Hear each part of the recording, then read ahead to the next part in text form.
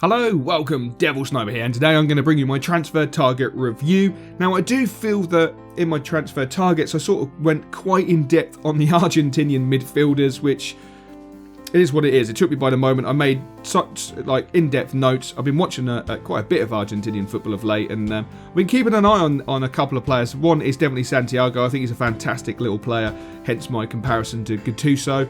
And it was just things that I've seen from them in games that they've played for the under-23s of Argentina, and of course what they've played for their clubs. Obviously, Gaston Gil Romero isn't actually at Estudiantes, he's out on loan.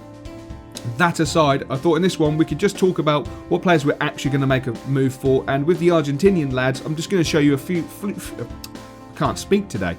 clips as to why I really like them and what makes them special for me, not only in-game, but from a little bit of outside of the game, for the fact that I think they're fantastic players in real life as well, with big futures ahead of them, hence why they're at decent clubs and big clubs. Boca Juniors, it doesn't get much bigger in Argentina.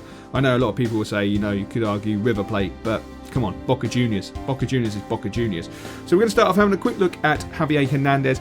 Is he a player we're going to go for?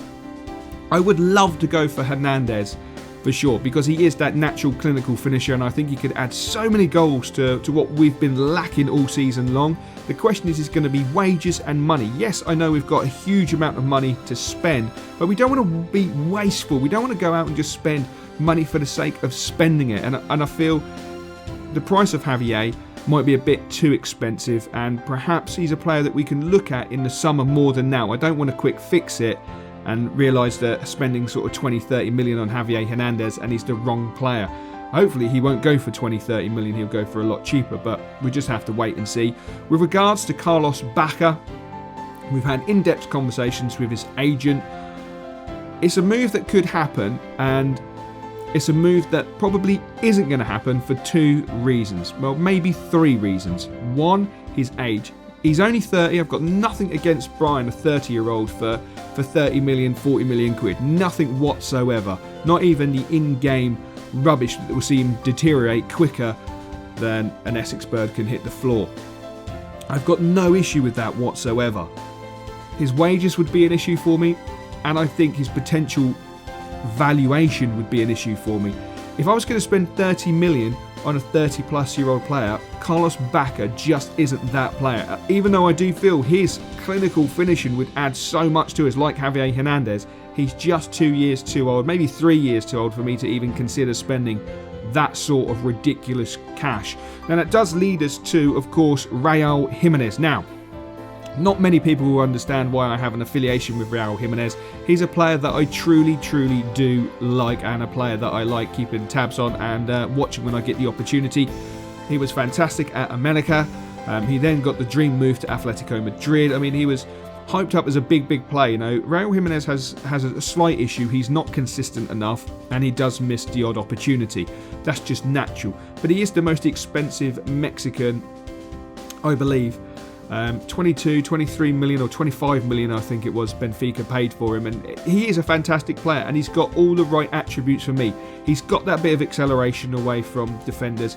He's got that ability to hold the ball up, so he can act as a target man. He can act as a link-up man, which should work fantastically when you think to yourself, the way we play, we've got Dimitri Payet, we've got Faguli, you've got Antonio, either side of him. He holds up, he can play them in more. Yeah, he's not the clinical finisher that we absolutely need, and we do need someone who's going to be clinical in front of goal, but I do believe he can take his opportunities. The issue is, will he get enough time at the club? Well, that's for us that's for us to sort out. I think he will get enough time, and I think, give him a good half a season to perhaps a full season, and you will see the best of him. So I think out of all the strikers, Raul Jimenez is going to be our number one target, followed by Chicharito. He'll be our number two target, and if needs be, we could seriously have a look at Carlos Bacca, but we'll have to wait and see. Now, moving forward to the defensive midfielders, first up, we're going to have a little wee look at Gaston. 23 years old. This boy is phenomenal. You're going to see some clips in the background. They're not going to be hugely long, not going to be hugely special. This boy does interest me. He can do a lot, and he's a good age as well. But is he at an age where I think he hasn't developed enough, or that's the question that I can't answer right now. But he's definitely a player that I think we might have to have a strong look at. Following him, of course, we've got Kubis, and I like this lad. This lad is a fantastic little player. I know he's short. He's not going to be the strongest of CDMs in the world. He's not going to win the ball in the air. Of course he's not. But he's going to do something that we need. He's going to be able to play balls from the back. You know, he's got good short passing, good long passing. He's got good vision. He anticipates. He can get in there. He's got great stamina as well. And I think he'll be an absolutely fantastic acquisition.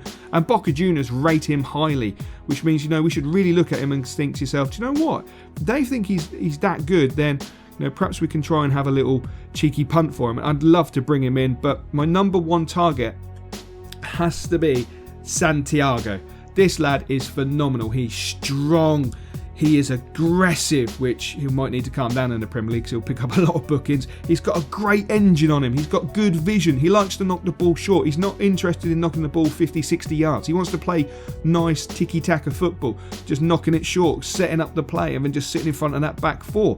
And at times he can maraud forward. So I think he'll be a fantastic acquisition. And for me personally, our number one target will be Santiago, followed by Kubis. Then we'd probably have a good look at Gaston. And of course, as I said, it'll be Jimenez, Javier Hernandez, and then Carlos Bacca.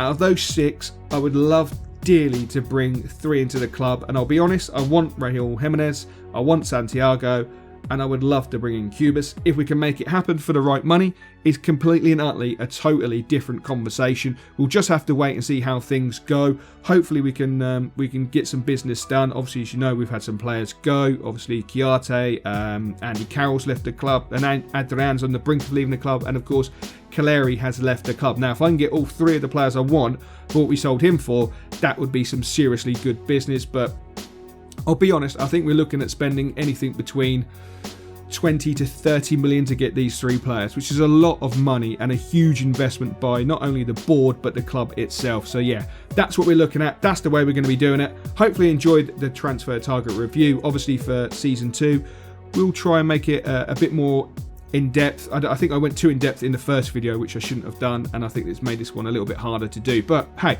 it's what it is. Hopefully you still enjoyed it. Hopefully you enjoyed the reasoning why we're going for the players. And until next time, I will catch you later.